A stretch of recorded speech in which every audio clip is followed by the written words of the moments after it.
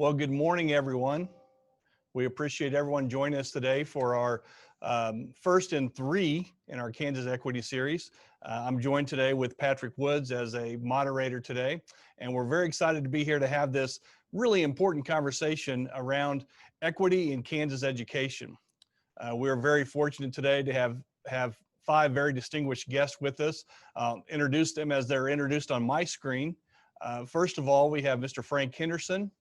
And Frank is a school board member in the Topeka Seaman USD 345 school district. We appreciate Frank being with us. Frank is also a member of our National Association of School Boards Association, and we really appreciate his duty and work there at the national level as well. Frank is a longtime Kansan and from western part of the state, so we get a little help from our western resources out there to give us a little more perspective. Next, we have Dr. Anthony Lewis. Dr. Lewis is our superintendent in the Lawrence, Kansas School District, and we really appreciate him being with us. Dr. Lewis is starting his third year in the Lawrence District. Comes to us from Alabama, and we really appreciate him joining us today. Prior to coming to Lawrence, he was in the Kansas City, Missouri district as well. So a little bit more familiar with the Midwest than just 3 years. And so we appreciate him being with us today. And I do notice that we have some guests from Hoover, Alabama on board with us today. So appreciate Dr. Lewis being here today. We have Dr. Anderson, Dr. Tiffany Anderson with us from the Topeka 501 School District. Dr. Anderson and Patrick are probably the reasons that all of these conversations got started, and I'll get more into that in just a minute. But Dr. Anderson is getting ready to start her 5th year in the Topeka School District. She came to us from the St. Louis area, and we're really excited that she was able to join us, not only in Kansas, but to join us on this important conversation. Then we have Dr. Reginald Eggleston in the Gary County School District. If you're unfamiliar, Gary County is located in the Junction City area. And Dr. Eggleston comes to us from the Alabama area as well. Also is a perfect fit for Gary County with his military background. So Dr. Eggleston, we really appreciate you being with us today as well. And then we have Dr. Charles Faust. And Dr. Faust is our superintendent in Kansas City, Kansas. And he is getting ready to start his 3rd year in the school district. And Dr. Faust comes to us from North Carolina, but also spent some time in the Houston, Texas school district. And so he's got a little experience in a couple of different states before he came to Kansas. So he brings a really good perspective of some of the equity challenges that we're going to be talking about today. So Patrick, when we started this conversation back in the late fall, it was about leadership. Correct. In education in Kansas, and you and Dr. Anderson came to me. We had a series of meetings, and we're going to talk about how we're going to promote leadership in Kansas. Correct. But something came up in between there, didn't it? Just a little bit, yeah. Well, our country right now, as everyone knows, we've experienced weeks of protests over racial injustice. This is, of course, this sparked with the murder of a man at the hands of a Minneapolis police officer. But I think when we view this, the proper context, we see it as more than just and I think most of the protesters would say, more than just an isolated incident, kind of the straw that broke the camel's back, which is provoking this national conversation over racial injustice and equity. And one of the nice, the fortuitous situations that we're in is we were already getting ready to start having this conversation, talking about what this means for public education, right? Because public education really is that one common experience we all have in this country. No matter what part of the state of Kansas or the country you're in, education is kind of at the center. And so education can be, like we're talking about today, the catalyst for what we need to do to change what's going on in our world today. Correct. So Patrick, I'm going to let you kind of kick it off, give a little bit of history here about what we're talking about, and then I'll let you kick off the first question to our panelists. Sure. Well, thank you for that wonderful introduction, and thank you, first of all, for your leadership of USA. I'm excited to be here and really excited to see what USA and, of course, my organization I've been involved with for a long time, KASB, has been And you know what? I almost involved in. forgot. You're also the former president for the 501 school district as well. It's our school board association. That's correct. Yeah, I served for 12 years on the Topeka Public Schools Board of Education, and served as president here for KASB. In a moment of weakness, they needed someone to conscript, and I fit the mold at that moment. But I think as we launch this discussion today, I want to toss out a couple of facts that I was able to pull together to kind of help organize the thoughts, organize our thoughts. From the Pew Research Center, from the Equal Justice Initiative, some things that I think kind of help for the viewer who may not be 100% familiar with some of these issues, kind of convey the context. And I certainly don't mean for this to pull us down, but I think it's important for us to understand right now, when we look at the national conversation our country is having about race and equity, and racial injustice, as we know, has been one of our foundational elements, and our country is actually having the conversation about confronting that, which is wonderful. For that reason, we live in a country where the average Black family has 1/10 of the household wealth of the average white family. That's per the Pew Report research. Black males are over 20 times more likely to have contact with the criminal justice system, notwithstanding the fact that studies find that blacks and whites commit crimes at roughly the same rate, and one in which Black and brown children are less likely to graduate from high school than their white classmates. That's per the College Board. That brings us to our discussion today. Since we have these 5 very distinguished educators and leaders, superintendents from districts around Kansas, and a longtime board member who can represent the policymakers' point of view. Given that context that we just laid out in the introduction, the first question I want to pose to our panelists is, how are our students affected by society's ills? If each of you wouldn't mind taking a moment to provide some local context so our listeners have a very firm grasp of what it is that we're talking about, and are there issues that may go unnoticed to the general public that educators deal with every day? I think I see Dr. Anderson leaning forward to take the... First of all, thank you, Mr. Woods and Mr. Bowie, for this forum, and for being so agreeable, Mr. Bowie, to pulling all folks together with those statistics that were shared. I think one can walk into any juvenile detention center in likely the state of Kansas and see a disproportionate number of people of color that are incarcerated, a disproportionate number of people of color that are receiving free reduced lunch. And certainly Topeka is no different than what you might see not only across the state of Kansas, but nationally. And so with those statistics, we really have to pull back the layer and ask ourselves why, and are there some systemic things that we need to address in order to really break down those barriers. I would say that there are some systems of inequity, not only across the state, but nationally, that we can really do something about, that reduce access and opportunity to disproportionate numbers of individuals who are of color and who may well be free reduced lunch. And so in Kansas alone, if you just look at the growth in population for people of color, as those numbers grow, and you take apart where the free reduced lunch populations lie, often those are in those same demographic groups. And so, we can do things like look at the systems within our own districts and look at how we are incorporating areas that reduce those barriers or eliminate those barriers. I'll use Topeka as an example.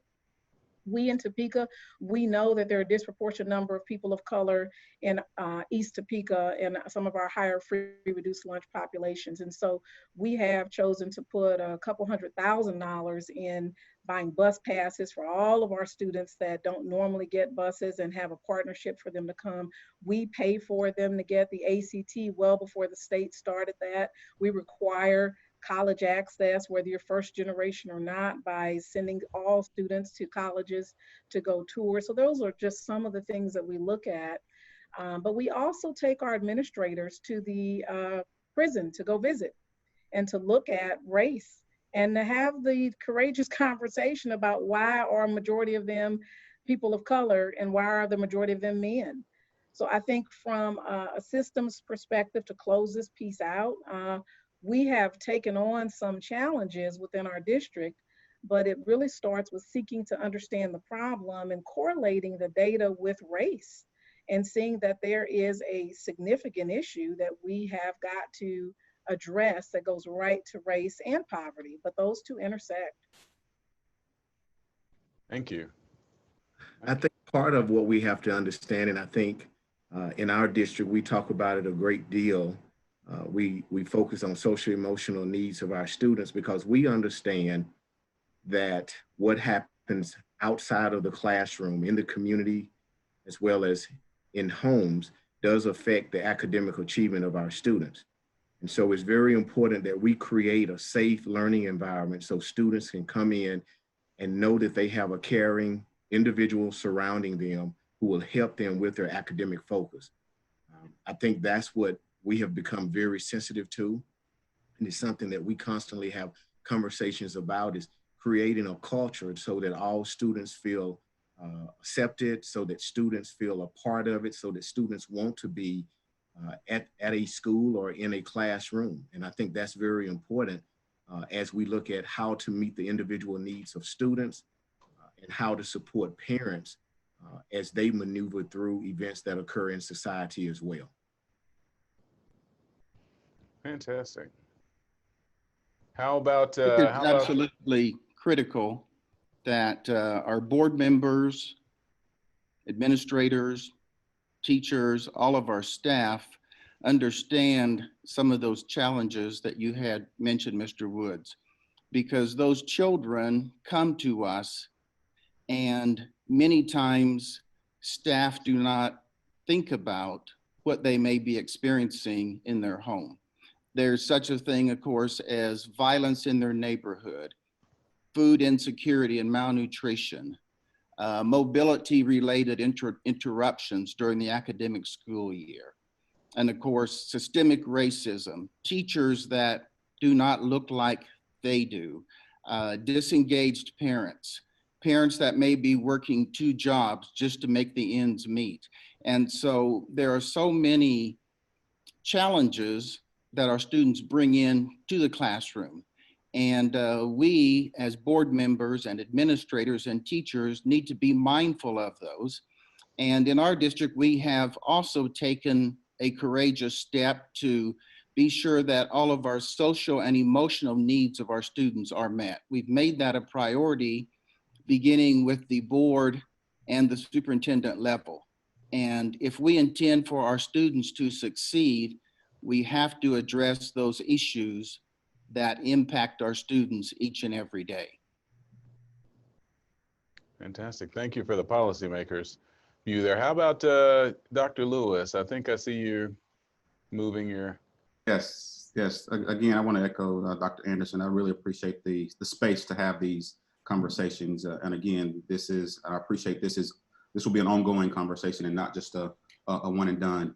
But I think when I listened to some of the statistics that you were mentioning, Patrick, I thought about the experiment, the research that was done with pre-K students, where the teacher's, I guess, eyes or brain waves were hooked up to a machine, and she was told to focus on the students that are misbehaving. And I may be paraphrasing the research here, but focus on the students who are misbehaving. And what she was focusing on were the students of color in that classroom, when it was actually some other students, white students in the class, that were misbehaving. So I think about the students of color that this teacher was focusing on, 3 and 4 year olds, and then I look at our current prison system. There's just a correlation of, I'm focusing on these Black and brown students, now I'm looking at my prison systems and seeing Black and brown young men in there. And so I think there are some space to definitely talk about the systems that are in place. Obviously, we know that the systems that are in place are designed to get the results that we're getting today. So that's one piece we have to talk about, but who puts those systems in place? And so there are some things we have to talk about from a personal standpoint, implicit biases that are there. In Lawrence, we've been fortunate enough to have been tackling equity for close to 15 years. All of our staff are trained through Glenn Singleton's work with the Pacific Education Group Beyond Diversity. Over 96% of our staff have gone through that training. So we have that protocol to have those conversations in a classroom, in a third grade classroom, in a kindergarten classroom, as it relates to race and equity. But we still have a tremendous amount of work to do to move the needle on some of these metrics. Fantastic, thank you. So, good morning, everyone. I agree wholeheartedly with everyone. I mean, I think about all the things that we have put in place in the as an educator for the success of all students, but then I often realize that we often give up on students, often before we have actually given them a chance. In the world of education, you know, we think about all of these opportunities that are granted for students. And I think about, now I equate it to, and I talk about it as maybe as a heart surgeon. And I think about those medical doctors and they're in the surgery and someone codes on the table and they give it their all. They don't give up, they fight, they continue to fight for it doesn't matter if they had a bad regimen of dieting, they fight for them and they don't give up. It doesn't matter if the surgery takes, 13 hours, they come in, they do what they need to do. And then we flip that over to the educator. The first thing we put in place is we make an excuse. They have a bad home life. They come from a place of, of poverty. They come from, drugs in the home, all these things, just an excuse. And we tend not to address the fact that that is a bias. And we often kill the student on the table. Like, we don't provide them with a prescription after we know as educators what to do for the student. We tend to lean to an excuse. And so I think that is our fault as an educator, that we don't hold one another responsible, because when a child walks into a classroom, it matters not if they don't have, or whatever they don't have. Our job as an educator is to educate. We have the funding in place. We have the experts in place. So I often don't always understand as an educator, when you have the experts in the room, how we fail so many kids. And then we expect for our prisons not to look the way they look. We gave up on them before they even had a chance. So I welcome the conversations, the dialogue. I'm so happy to be a part of this panel, but I think we've got to look even harder at our systems and what we're doing before. And we need to actually think, do our students actually have a fighting chance? So a quick follow-up. So Dr. Faust, I really appreciate your answer. You got me to thinking, and this is something I want to toss out to the panel, to the educational leaders and our school board president. Can you give me some examples of ways in which we are able to, with our present systems, work and instill accountability, and to try to, transform to that mindset that you described of surgeons with a patient on the table? What does that look like in reality for all of us who don't spend as much time in the classroom? Right. The first thing that I would believe, and I do believe in this, and we've talked about this here just this year, is working specifically with the first time teach. We plan for the intervention before the kid gets to a place of that they can't do it. So we already group the kids and say, this group can't do it, so I've got to put this lesson in place, versus holding the individuals in front of the students accountable for giving them their best instruction the first time they get up in front of those students. Coming with these out-of-pocket lessons and thinking that students are going to be proficient. We know that's not going to happen if we don't study. You know, there's a word that says study to show thyself approved. And so we have to make sure that our lessons are studied and proofed before we present them. It's so important for us not to look at students and then group them to say that, you know, they're not going to get it, this isn't going to get it, so I'm going to teach this group. And then I'll come back to this one and I will have an after school tutorial for this group. You know, think about it in these terms. If we taught the what and the how in every one of our lessons, would our students be where they are? And I would tell you no. The question would be no. We would have students who are proficient. We know that there's some recent research out in 2018 that states that students of poverty who are not reading on grade level by third grade are 13 times more likely to drop out of school. We don't even look at our own data. We don't go back and take it. So what we'd have to do when you ask, what does that look like in a classroom? After we give our teacher assessments, after we teach our lessons, we go back and we look and see where did we not hit the mark with those students? And then we go back and we perfect what we did versus calling it out on the student and say they weren't paying attention. He has a behavioral issue. You know, she didn't do this and we've got to call the social worker in because they need this trauma sensitive training. Think about it as any one of us. If you can't read, if you can't do math, if you are over age and people are telling, do you not believe that you won't have some social emotional issues? So sometimes I think we perpetuate those actual social emotional issues. Now the things outside with home life, we can't control, but when we get them in that building, we should make it the most safe place ever for an academic environment. And I just believe that we have some work to do. Okay.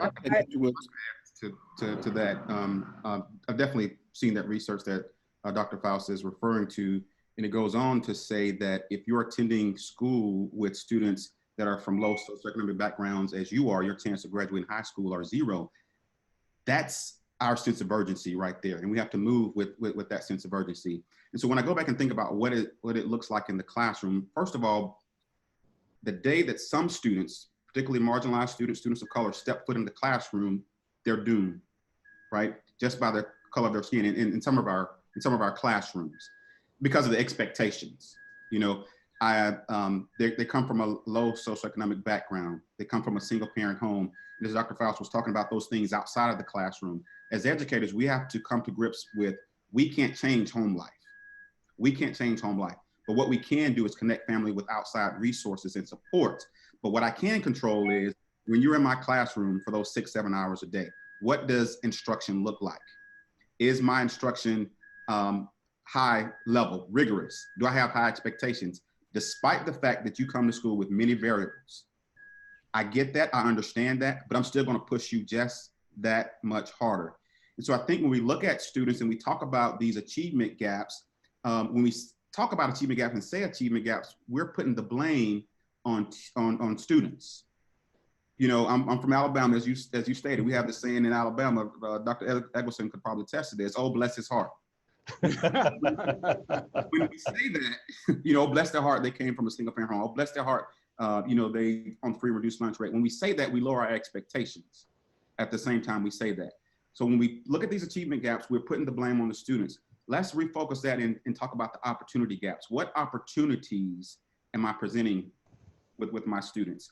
What resources am I putting in front of my students? Are there resources that are designed to perpetuate some of these inequities? Are there resources designed? Are we forced to use resources that we know are not culturally sensitive and culturally responsive? I'll give you this quick example and then I'll be quiet. In Alabama, we had a reading series that had a writing prompt in it. The goal and the standard was to produce a piece of narrative writing.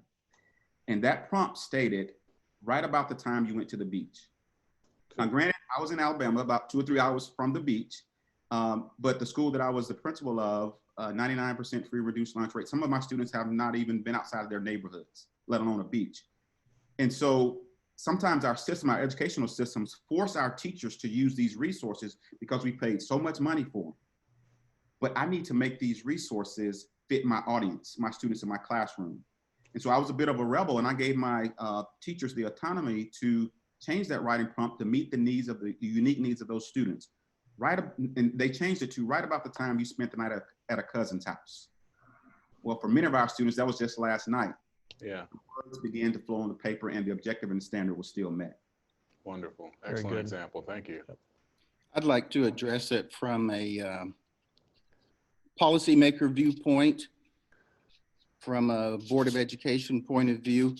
As Mr. Vui had indicated, I serve on the Board of Directors of the National School Board Association. Was fortunate to be elected to that after I had served as president of KASB. And in 2017 at NSBA, we began to look at equity and try to look at it in a very close lens, and determined that we really needed to make equity a core value and embed that in everything we do.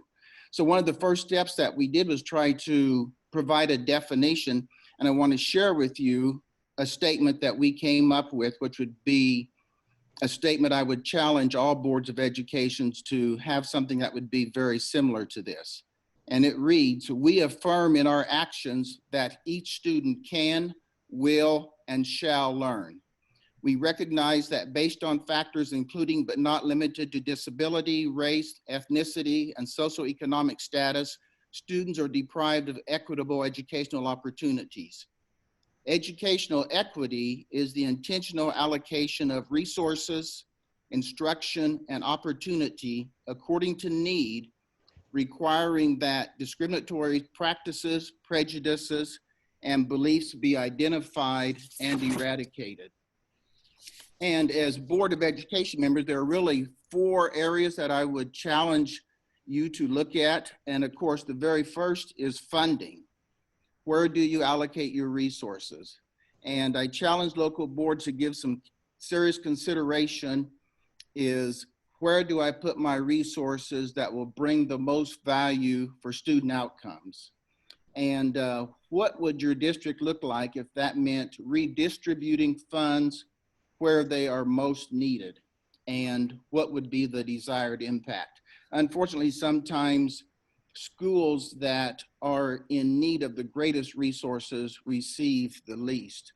And as already been mentioned about the curriculum that is culturally relevant is absolutely critical, as well as having high-level curriculum. How do you place your students in high-level classes? Do all of your students have equal access to the high-level curriculum? How is that guaranteed in your school district? Who do you offer the AP or IB courses to? And how can you provide extra support to all the students that need it? The next, which was mentioned in the classroom, is having effective educators. And we all know that effective teaching, effective pedagogy really involves that student and teacher connecting and being able to have that relationship. The question that I would ask and challenge board members is, where are your best teachers placed? Where are your experienced teachers placed? And your experienced teachers and your best teachers should be, again, where the greatest need are. And the 4th thing, of course, is a safe and supportive school climate. And not only does that involve infrastructure, crisis and emergency management, the whole child health, and cybersecurity, but focusing on that whole child health, a big part of that is the socioeconomic piece, or social emotional well-being piece, excuse me.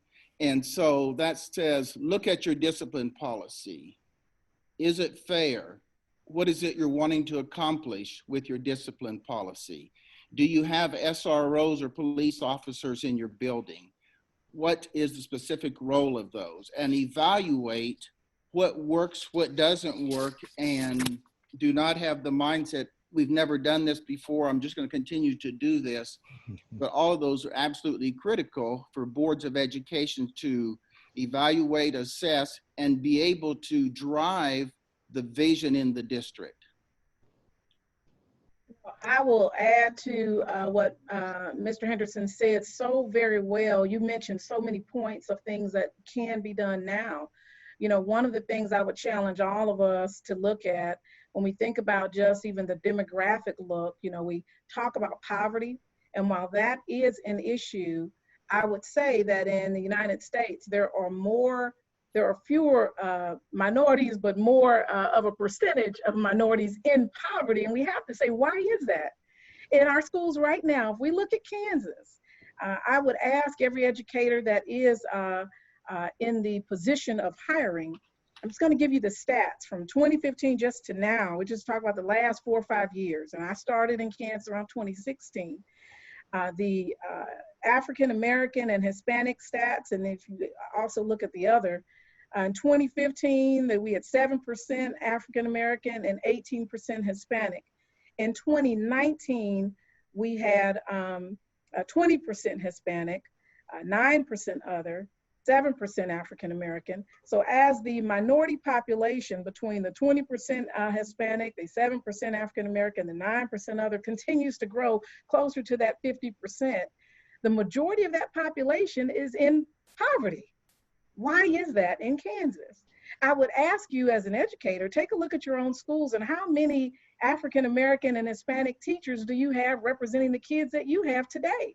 If you look just today and look at what is the representation of your own district, and have you hired the number of diverse staff to represent the population even better than, equally? Do you have photos even, if you did your own equity walk in your schools today? Are there reflections of what young people and what other people look like that are successful adults that look like the students that come through the door? We talk about creating a safe environment, but I don't know that I always feel safe when I walk in an environment and I'm the only one like me in that environment and the only one with experiences that I have. So I think there are ways we can create safety that include ensuring that we have an inclusive environment that reflects the diversity that we have the privilege to serve. Someone added in the chat box, it's a board member that added in a chat box of the percentage that is reduced in dropout rates when you have a higher percentage of educators that reflect the population that they're serving. So the larger number of minority staff that you have helping serve the students that you have in your population, there are studies that show the dropout rate will decrease over time. I just think these are critical questions for us to ask ourselves. You know, this morning alone, our leadership team, we're looking at the advanced placement, and I would encourage everyone to do this. How many individuals of color are in those classes, and how many teach those classes? How long has it been since you've looked at the curriculum and done a true study of curriculum for those classes that are culturally relevant classes? So if you offer African American history, which people sometimes say we offer that, we offer Hispanic history and Hispanic languages. So my next question is, when was the last time you looked at the literature and adopted material and what history is or isn't in it? So these are critical questions that create and protect systems of oppression that we can really begin to dismantle. I did put in the chat box the reference to Mr. Lewis's research that he mentioned. For those that just want to start off with looking at that research and educating themselves on it about just discipline alone and the bias. The paper, one of the papers, and there are many out there, is called Misbehavior or Misinterpretation by Carla Monroe. And it looks at the same behaviors that you might see in students of color and those that are not of color, but perhaps the interpretation of it is different for a variety of reasons, which goes to bias. So I think that there are a lot of things we can do tomorrow to begin to dismantle these systems. And those are just some examples of what that looks like. Fantastic. Thank you all. I agree with my colleagues. I think part of what we have to do is return back to our data and look exactly at our achievement gaps and see what specific action steps and strategies we need to put in place in order to close the achievement gap. We were talking earlier in preparation for today, and I know that one of the things we brought up was back in the days of No Child Left Behind, when we actually had subgroups, and we had to look specifically at each subgroup and determine supports that we could put in place in order to move the needle from an academic standpoint. And so I think as we have these conversations, we're talking about creating opportunities for all young people to be successful, opportunities for them to receive the assistance. And I think what parents are looking for is not necessarily for someone to feel sorry or for their children, to demonstrate empathy, but at the same time have high expectations and high standards for them, regardless of their background, regardless of social economics, regardless of race, ethnicity, have high standards of expectation for them, set that bar, communicate that to the child, to the students, to the parents, and work with them to get there. When we were talking about teachers and the initial delivery of instruction, I think we also have to give teachers permission that if we find that we have a student who is not at grade level, that it's okay to go backwards in order to go forward. That we don't just have to press forward in order to meet a timeline, but that we have to actually meet the needs of those students and also put those additional supports that are necessary to help them be successful. Dr. Anderson alluded to a student code of conduct and things of that nature. I've shared that I've worked in districts where we've had the Department of Justice and Civil Rights to come in and actually look at how we were identifying students for special education, how we were actually administering discipline when it came to the number of students being suspended. And in each case, we found that there were more students of color being identified or being administered suspensions versus their counterparts. And so I think these are the types of things we have to look at in order to ensure that there are not misideals that may exist that contribute to it. And so we want to, again, it's about creating those opportunities for all students to be successful and removing any barriers that we are mindful of in the process. Thank you, folks. You guys hit on some really important pieces there. And I think one of the things that Dr. Anderson brought up is that our state in Kansas is very quickly moving to a 50-50 between what we traditionally think of minority students.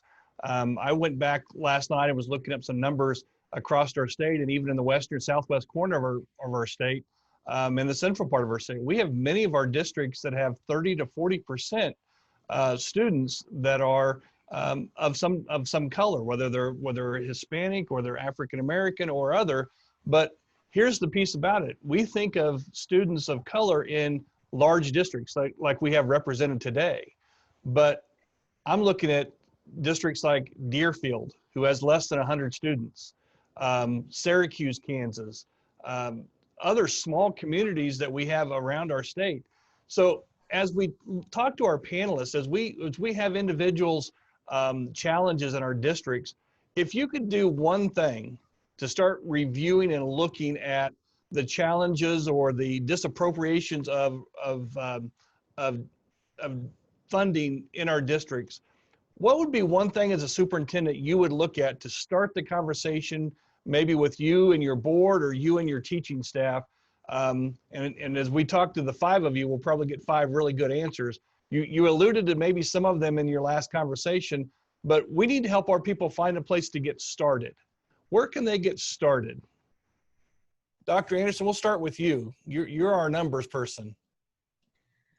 Well, in terms of, and again, that's a large question. I think Dr. Lewis has said this in the past, and I say this just about anywhere I go. You want to look at your priorities, look at where you spend your money. You can look at that in your own house, and your house is your school district. So in your school district, look at where the dollars go.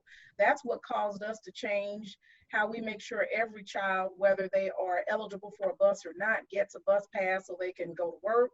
They can use the bus pass on weekends. They can really be able to engage. And so that in and of itself changed all of our schools where we have above a 90% attendance rate with that one change.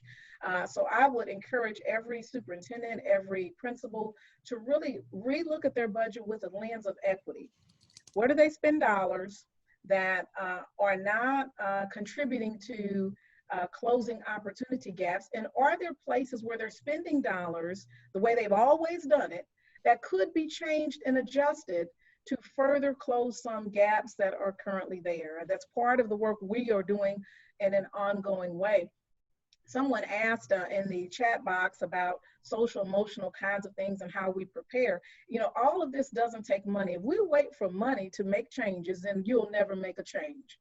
If it is important to you, then now is the time. So while I suggest you look at resources, don't use that as an excuse as to why you don't do what's needed at this moment in time.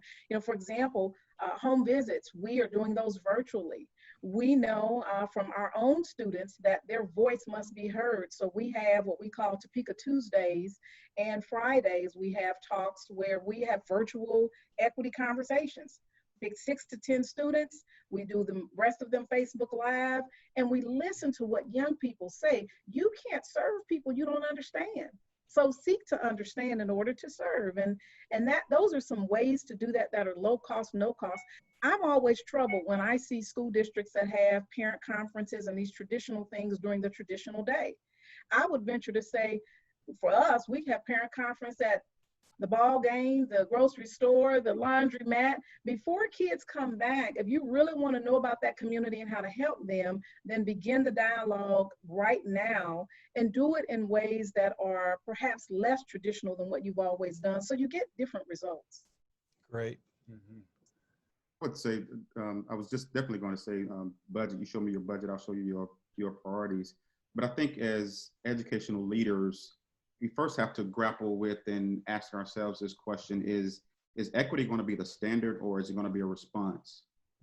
And so when we think about that, is that going to be part of our culture? Every decision that we make is rooted in equity. A lot of times schools and school districts around the country have a chief equity officer or an equity department. That can be viewed as something separate, right? I tell my board, I'm the chief equity officer. Every building principal is a chief equity officer. Everyone has to be a part of this whole equity journey. But to answer your question, Gia, I would say first look at yourself as leaders. Do some self-reflection, and then while you're doing that self-reflection, as Dr. Anderson mentioned, do an equity walk in your building, in your classrooms. That's where I would start. And I'll tell you a number of things that you can look for. But if you look at where we are as a country, you're seeing all of these companies and all these brands of, wow, I need to include more people of color in my ads. We've been saying this for years, but now it seems like it's sticking. So when you're doing those walks, you look for things like that.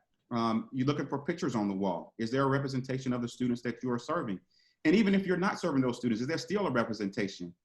Because I think it will benefit the majority by seeing, and I hate to use the term minority and majority because it seems like the minority are less than, but if you're seeing people of color on the walls, but not only in the walls, in the classroom. When we're talking about AP classes and the numbers of students that are in AP class, I have a superintendent student advisory council, and I asked them, I said, what would prevent you, and I was talking to my students of color, what will prevent you from enrolling in an AP class? Well, the first thing we need to acknowledge is there's gatekeepers of these AP classes. So we need to remove that barrier, for one. But then they would say, because I don't see anybody in the classroom, other students that look like me, and then I don't see teachers in front of the classroom that's teaching these AP classes that look like me. Those are some things that as school systems that we have control over, and we can make happen with either some existing teachers of color or recruiting some teachers of color to be in front of our students in these AP classes. But when we begin to remove those barriers to our students of color, our marginalized students being in these AP classes, then we'll begin to see some of these data points move. And it's one thing to not only enroll them in the classes, but what type of support are we providing them while they're in the classrooms as well? Good, thank you. I also, I just think, and I'll be really quick, I think, with what's going on around the nation, it used to be that race and equity was an uncomfortable situation, but due to what has happened, it has become it's more of an easy conversation now to have. And so what I would tell everyone is, what are we looking for? When you know where it is, now we can say it. It's kids who are not getting educated. So one of the things I would say is, what does your data tell you? Where do you start? Look at the data. What does it tell you? And then what is our data as a district? What does our data tell us? So you first have to do some individual. I think someone talked about reflecting. You've got to first say, what does my data tell me? And then as a district, we've got to say, what does our data tell us? And then we need to look and see, what does our PD calendar say? Does our PD, our professional development calendar, align with the data that it's been telling us for years? And if we're just doing PD because it's just the ritual, but is it actually tailored to what your data is telling you in your school district, in your school? That's where we need to start. That's actually where we need to start. Just go back, take an honest look, and now it's like the blinders are off. We know that there were inequities. The world knows, the nation knows that there were inequities. So now let's just have a conversation and say, we missed the ball on this, and this is how we start. And start with your professional development and get relevant professional development that will move instruction, move the barriers out of the way. Why would there be a barrier? Why would there be a barrier for some child to get a free and appropriate education in an AP course, in an honors course, in a college prep course? Why would there be a barrier?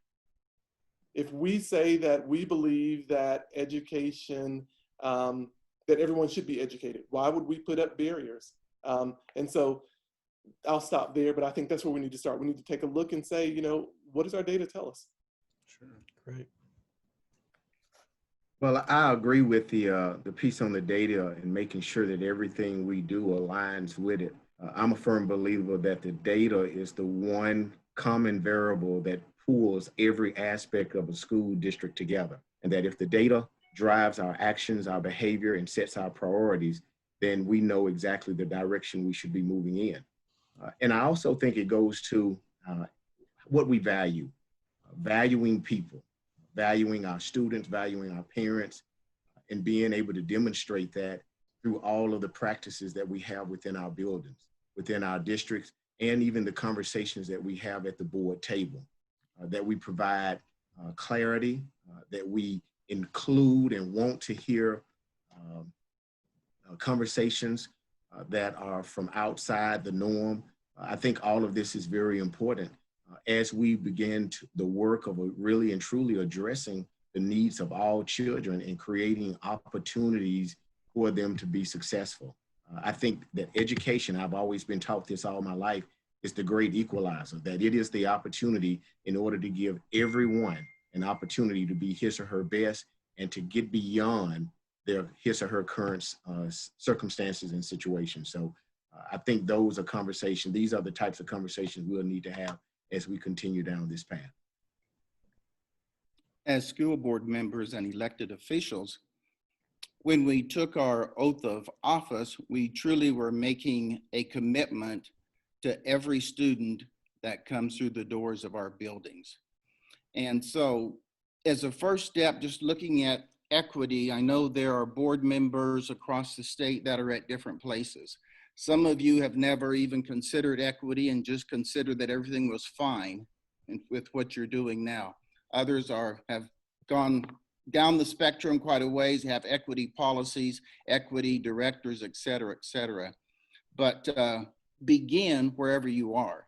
Many of you is going to mean coming together with your board and with your superintendent and determining if equity truly is a core value. And if it is a core value for your district, what are you going to do about it? How are you going to address it? Having an equity statement is a very basic beginning. And then also as board members, we're responsible for the leadership. When we were elected by our community, we were elected to lead. So it's our responsibility to drive that discussion. It's our responsibility to ask our superintendent for that disaggregated data. So we're not looking at just everything, but we're looking at specific subgroups and how those groups may or may not be performing. When we look at a lens of equity, we need to ask ourselves as board members, who are these underrepresented groups and how are they impacted by policies that we enact? That should always be a consideration. And looking at our district-wide, looking at our classroom, how are these policies impacting our students? How are these policies impacting our communities? And it's already been stated, why would we want to have barriers? Why would we not want to make sure that all of those barriers are removed so that every student can have the very best learning opportunity they possibly can in our district. For some board members, at the very beginning of looking at equity, it may mean doing a book review, such as Reach by Manny Scott, or several books out there on culturally relevant teaching.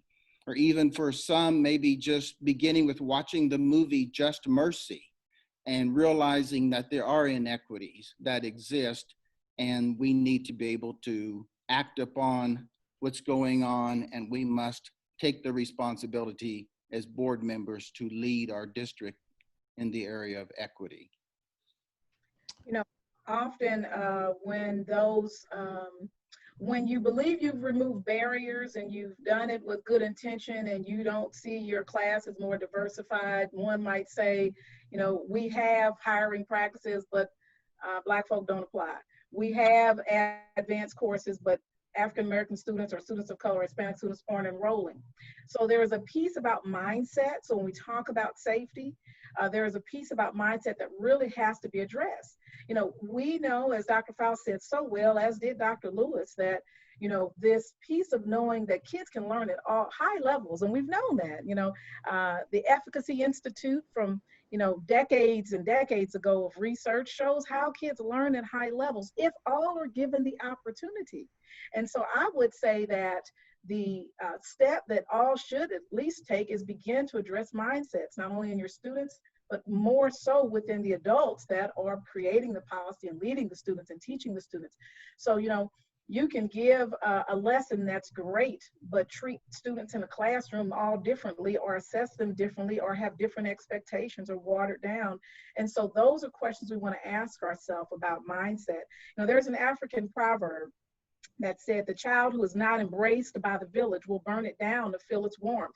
You know, we all often say, you know, it takes a village to raise a child, but as that village, are we ensuring that everybody really has a sense of belonging in our communities? And unpack where that may not be the case and begin to address things from there. Topeka Public Schools, we invite anybody to our Equity Council. We meet every month, including throughout the summer. It has been in place for decades, certainly well before I came. And when I came, we did add a director of equity who was already in the district, the great Dr. Burrell New, who is also, along with Dr. Lewis, on the African Affairs Commission. And I will tell you that the student equity councils at schools throughout the district, the district equity council, we require that every new principal with less than 3 years be a member.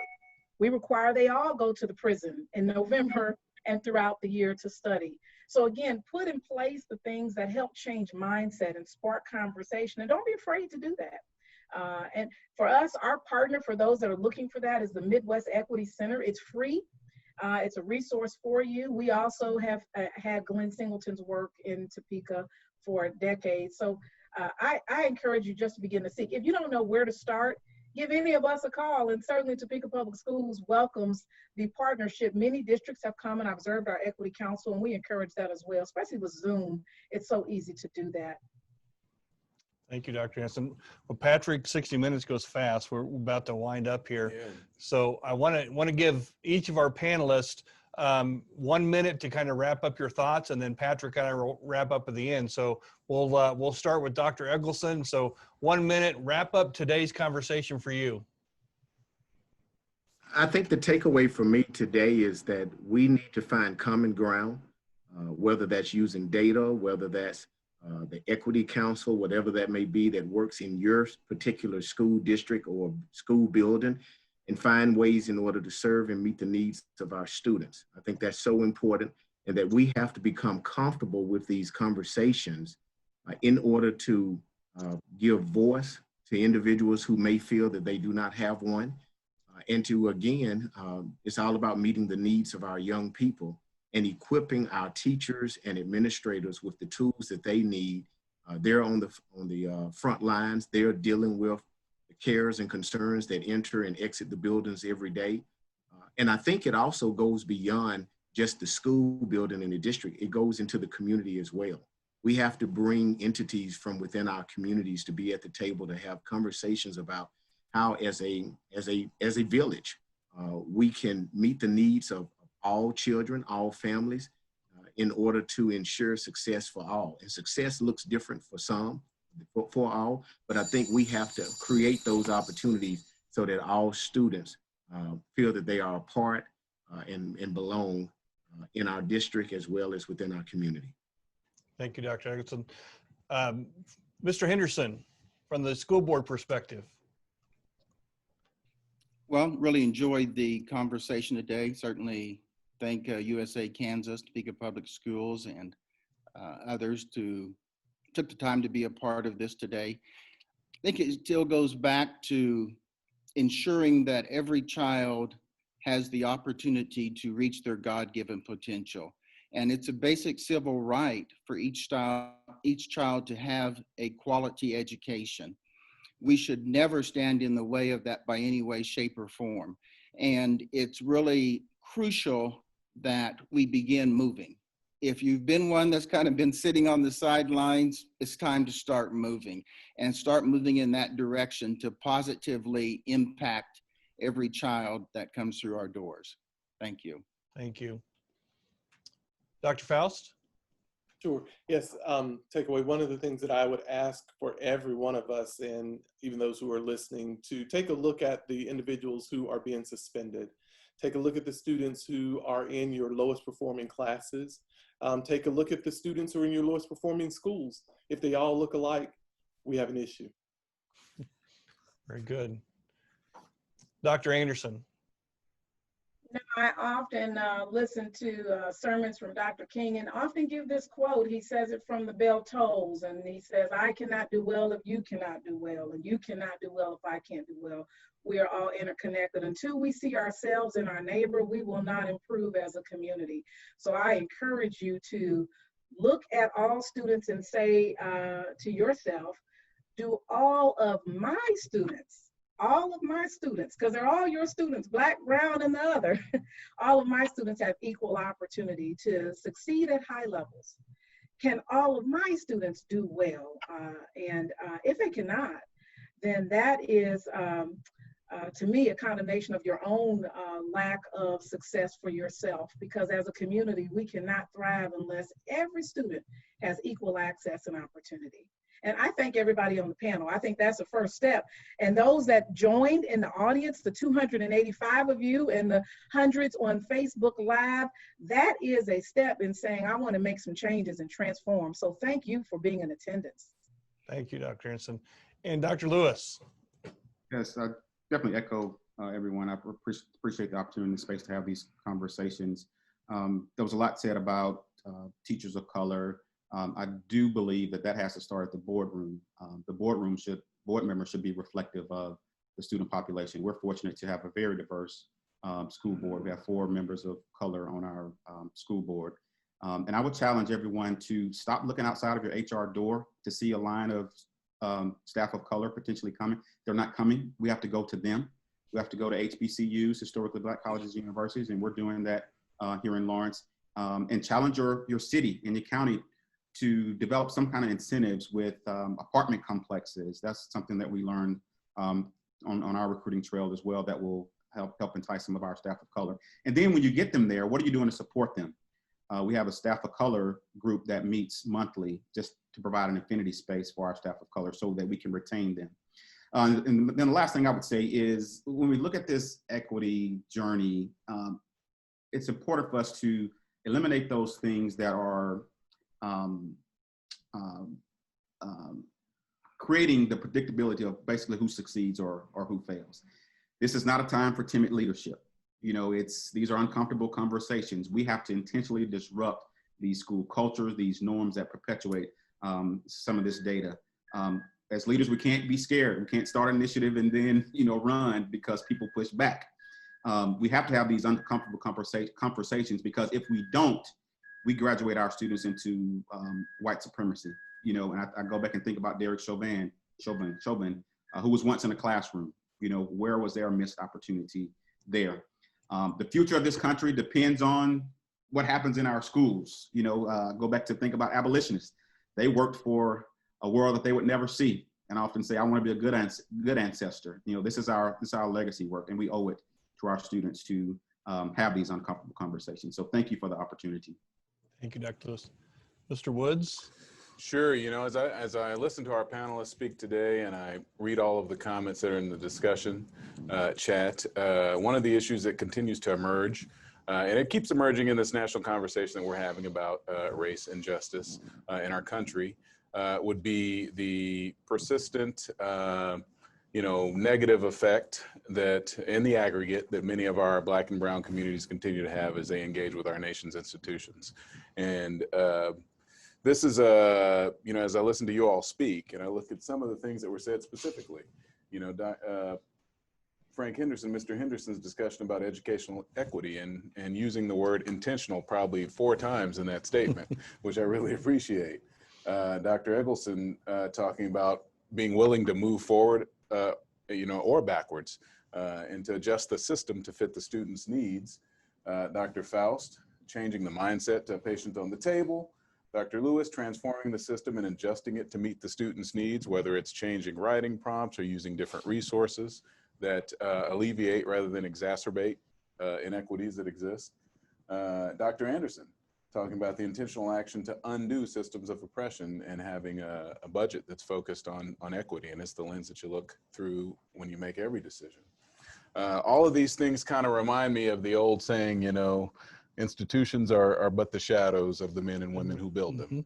And so if we start looking at the students who are underserved by our institution of public education, and we could acknowledge the fact that institutions really are but the shadows of the men and women who build them, then it's no surprise when we think about which students are underserved. Right. They were never intended to be served in the first place. Right. So what I heard today was a clarion call to do something, different than we've always done. Typically what we do, because change is difficult, it's hard, it hurts, it rocks the boat. Yep. We make additive small changes to the institution. We don't ever really make the fundamental changes to the foundation of the institution that may It's the hard work. Yeah, may make it fit better, the population that we're trying to serve, since our values as a society have evolved for the better. We instead ask the new populations of students who we now acknowledge are all of our students, as you just mentioned, we ask them to adjust to the institution. So what I heard was a clarion call for everyone, and this is everybody's job, not just superintendents, not just board members, not just teachers in the classroom, but someone who's not a board member anymore as a parent. We all have work to do in trying to remake our institution and make sure that it can serve and fit the needs of today's population of our enrollment, that these are our all of them are our students. This is our future. And I absolutely love the statement that Dr. Lewis wrapped up with, that, I want to be a good ancestor. I want to work for change that I know I'm never going to see in my lifetime. But that's my call. Yeah. So and there's so many great statements made today, but I think more importantly is everyone that was involved today should have something they walked away with that you can implement tomorrow, or even by this afternoon. We're still early in the day. You can get something done this afternoon. But I think that's the most important piece. And this is why we want to have this continual dialogue. Jerry, if you could put up the screen with the dialogue conversation. We're not going to stop with just today. We are going to continue this conversation. July 7th, we'll have installment number 2 in this Kansas Dialogue series. We'll have Dr. Alicia Thompson with us from the Wichita School District. We'll have Blake Vargas, a Hispanic superintendent in Caney Valley, is going to be with us. Those are just 2 of the guests that we're inviting in. But we want you to continue the conversation. There's a QR code there on your screen right now that, if Mr. Hen will get back to the next screen, there's a QR code there that we'd love for you to scan that or go to the web address.